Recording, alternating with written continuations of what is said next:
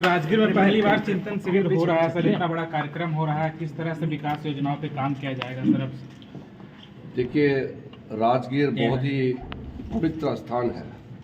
आप सबको तो मालूम ही है, आप सब बिहार वाले को तो और भी ज़्यादा जानकारी है कि राजगीर जो है दुनिया में मशहूर है और एक बौद्धिक आध्यात्मिक दृष्टि से बहुत ही पवित्र स्थान है।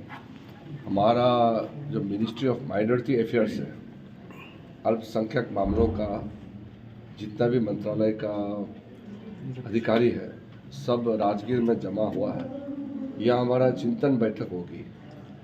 चिंतन बैठक में हमारे देश के अल्पसंख्यक समुदाय जितने भी लोगों के लिए काम कर रहा है, उसको अच्छी तरह से कैसे काम कर सके, उसका 2 दिन के लिए यहाँ बैठक बुलाया है और यहाँ अच्छा से चिंतन मंथन करके हम अच्छा काम करेंगे।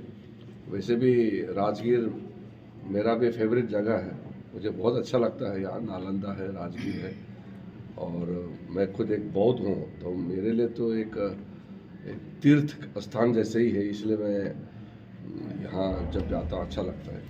और आज कुछ बैठक शुरू हुआ, कल फिर सब मिल करके बैठक करेंगे और शाम को हम वापस जाएंगे। सर, कौन से मुद्दे पर चर्चा होगी सर? क्या कुछ नया योजना आने वाला है सर? विशेष करके जो हमारा कार्य योजना है, जो भी अल्पसंख्यक समुदाय के लिए हमारा कार्यक्रम चलता है, अलग अलग कार्यक्रम है, कई कार्यक्रम है, उसको अच्छी तरह से कैसे हम क्रियान्वित कर सकें, इसका भी हम चिंतन करेंगे और नए सोच नए विचार भी रख सकते हैं। और अलग अलग राज्यों का जो अधिकारी होते हैं, उनका अपना एक अनुभव होता है, वो साझा करेंगे।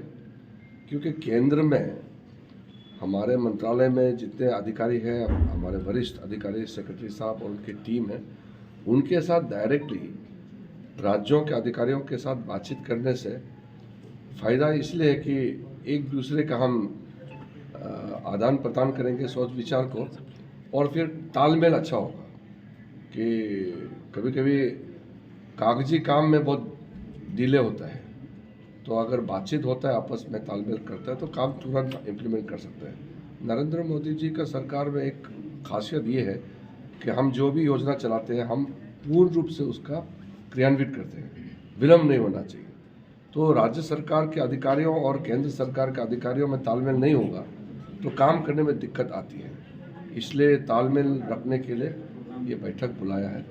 और कोई अच्छा विचार हो, अच्छा किसी का सोच हो, नवाचार किसी का सोच में है, तो वो भी सामने में रख सकता है।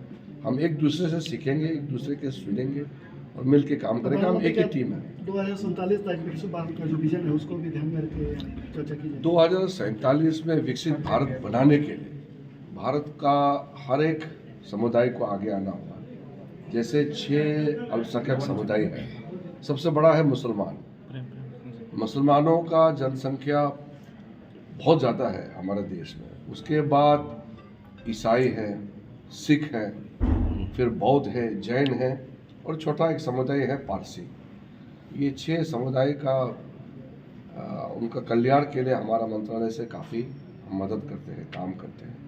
तो उसकी दृष्टि से विकसित भारत बनाना है तो हर एक समाज को एक साथ आगे बढ़ना होगा, तभी तो भारत विकसित होगा।